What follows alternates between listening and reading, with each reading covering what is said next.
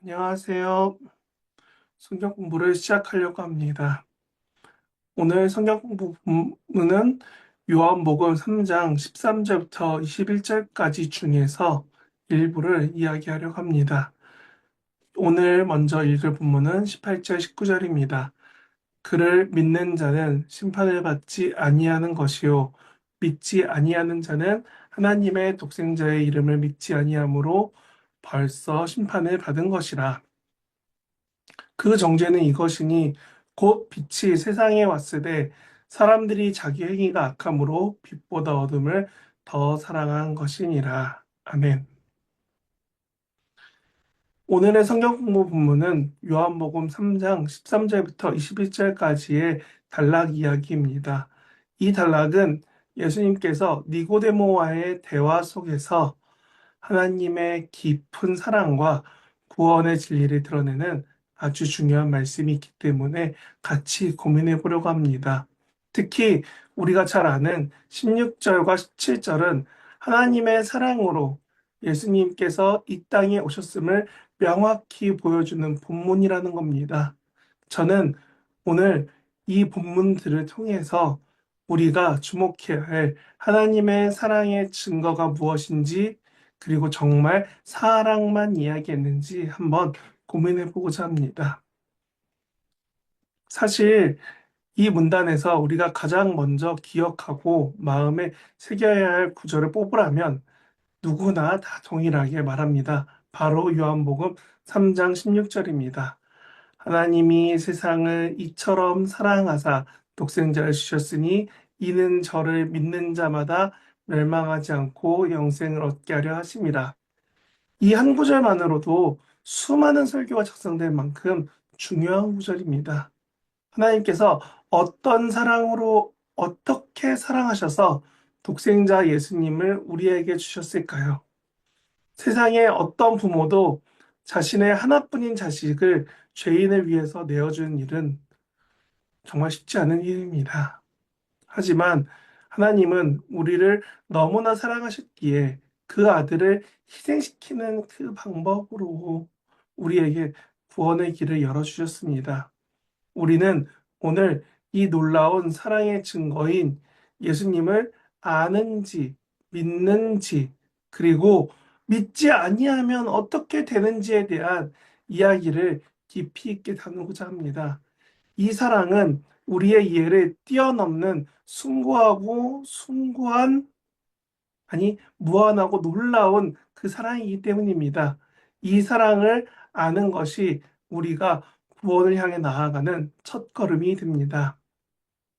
요한복음은 1장부터 예수님이 누구이신지 다채로운 표현으로 설명하고 있는 복음서입니다.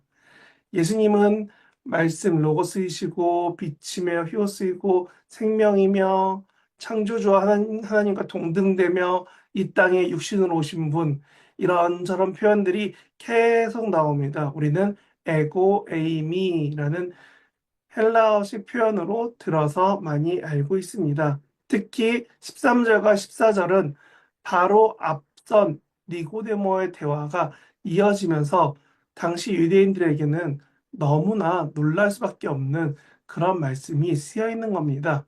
13절에서 이렇게 얘기합니다.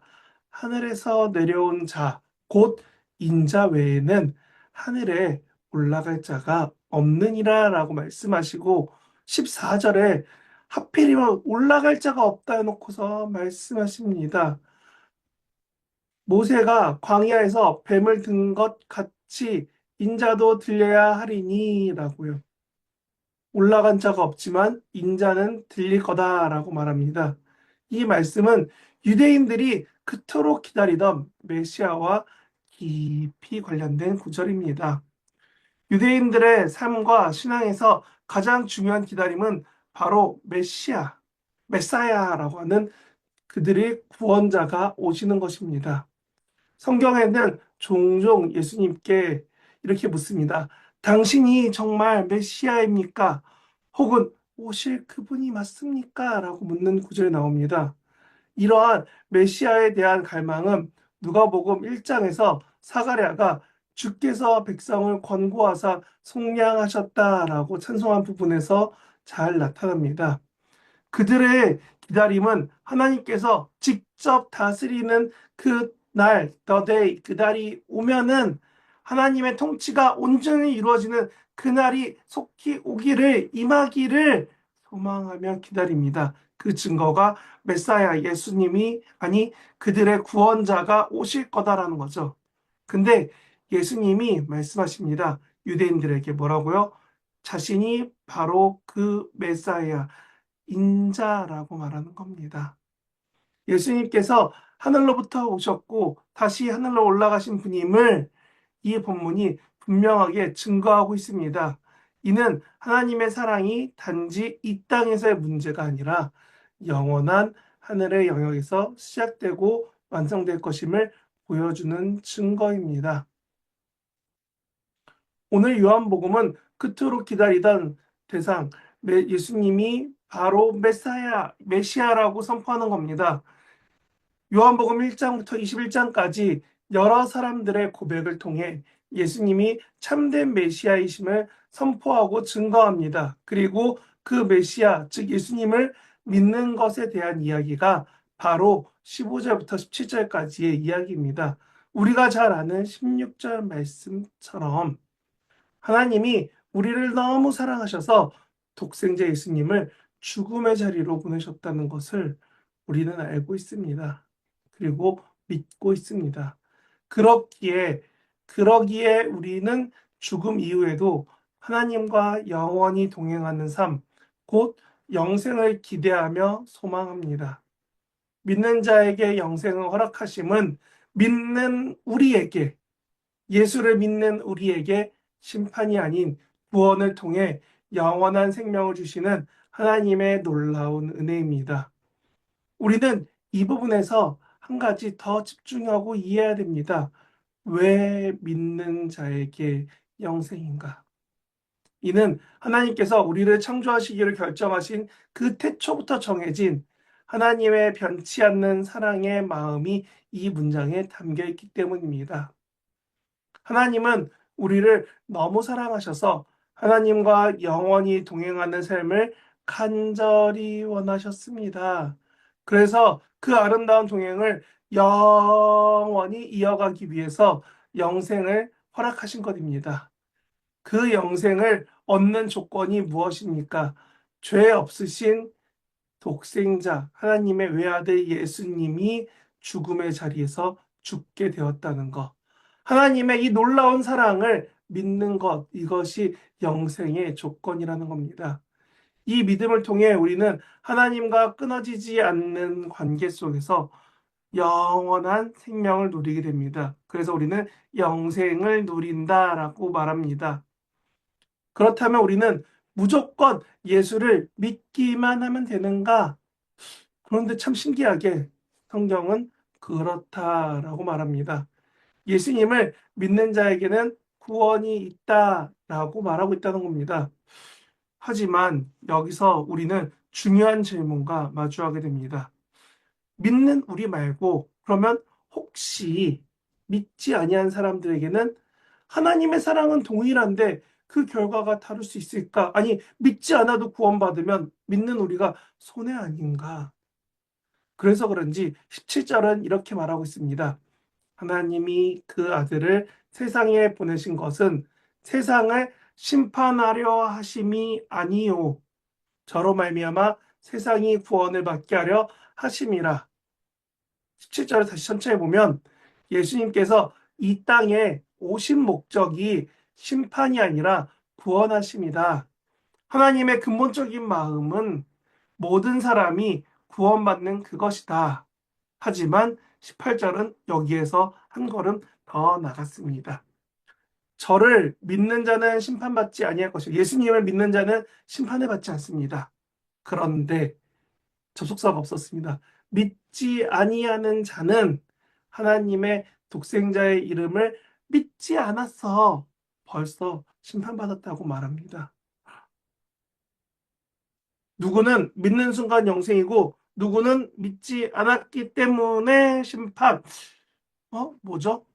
이 말씀은 하나님께서 모든 사람은 사랑하시지만 죄의 문제는 반드시 해결돼야지만 우리가 그 사랑 안에 온전하게 참여할 수 있음을 보여주는 겁니다. 하나님은 공의로우신 분이시기 때문에 죄를 간과할 수 없습니다. 죄는 하나님과의 관계를 단절시키고 우리를 어둠 속에 가두는 힘을 가지고 있습니다.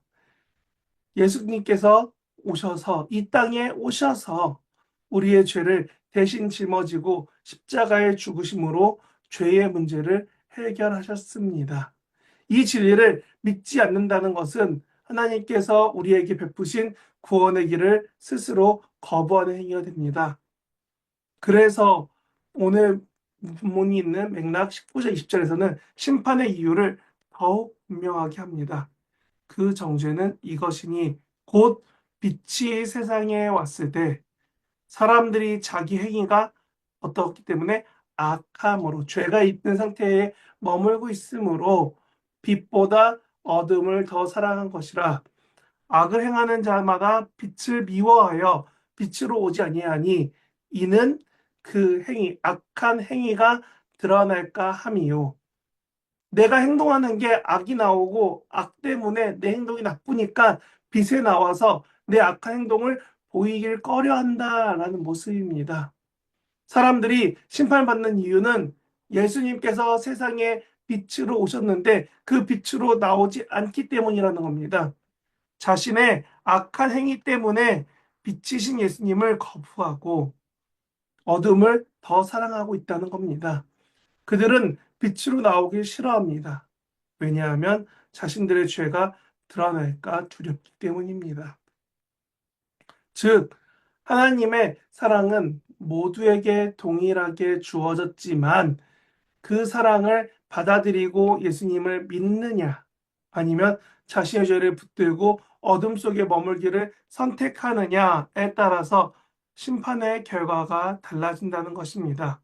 심판은 하나님께서 강제적으로 내리시는 것이 아니라 사람들이 스스로 빛을 거부하고 어둠을 택함으로써 이미 자신에게 임한 결과라는 겁니다. 마지막으로 13절부터 21절 중에 21절은 그런 우리에게 도전을 줍니다. 진리를 쫓는 자는 빛으로 오나니 이는 그 행위가 하나님 안에서 행한 것임을 나타내려 함이라 하시니라. 이 말씀은 우리가 어떻게 살아가야 할지 명확하게 제시합니다. 우리는 하나님의 사랑의 증거이신 예수님을 믿는 자로서 더 이상 어둠 속에 머물러서는 안 됩니다. 우리는 진리이신 예수님을 따라 빛으로 나아가야 합니다. 빛으로 나아가는 삶은 어떤 삶일까요? 그것은 우리의 행위가 하나님 안에서 행해졌음을 드러내는 삶입니다. 즉, 우리의 삶의 모든 영역에서 하나님을 따르고 그분의 말씀에 순종하며 살아가는 것, 그것이 우리의 모든 행위 영역에서 하나님이 드러나는 삶입니다. 이는 거룩하고 의로운 삶을 살아야 되며 죄를 멀리하는 삶, 선을 행하는 삶을 살아야 됩니다. 우리의 삶이 예수님을 닮아가고 그분의 사랑을 세상에 드러내는 통로가 되어야 한다는 것이 21절의 이야기입니다. 하나님은 우리를 어둠에서 빛으로 불러내셨습니다. 그분은 우리와 영원한 언약을 맺으시고 그 언약의 빛 아래에서 살아가도록 초대하십니다. 예수님을 믿는 우리는 이미 하나님의 자녀가 되었고 그분의 빛 가운데 거하는 특권을 누리게 되었습니다. 이제 우리의 몫은 이 놀라운 은혜와 사랑에 합당하게 반응하며 살아가는 것입니다. 사랑하는 성도 여러분, 하나님의 사랑은 독생자 예수님을 통해 우리에게 완벽하게 증거되었습니다. 그 사랑의 증거는 예수님이 하늘에서 오신 분이시며 믿는 자에게 영생을 주는 분이시고 믿지 않는 자는 심판을 받게 하신다는 그 진리 안에 담겨 있다는 것입니다. 우리는 이 모든 것을 통해 하나님의 사랑이 얼마나 크고 놀라운지를 깨닫게 됩니다. 이제 우리는 이 사랑의 빛 아래에서 살아가야 합니다. 우리의 삶이 진리를 따르고 어둠의 행실을 벗어던지고 오직 하나님 안에서 행하는 아름다운 삶이 되기를 간절히 소망합니다. 우리가 언약의 빛 아래에서 살아갈 때에 우리의 삶은 하나님의 영광을 드러내고 아직 빛을 알지 못하던 이들에게 구원의 빛을 비추는 통로가 될 것입니다. 이 놀라운 은혜와 사명을 붙잡고 살아가는 저와 여러분이 되시길 주님의 이름으로 축원합니다. 아멘.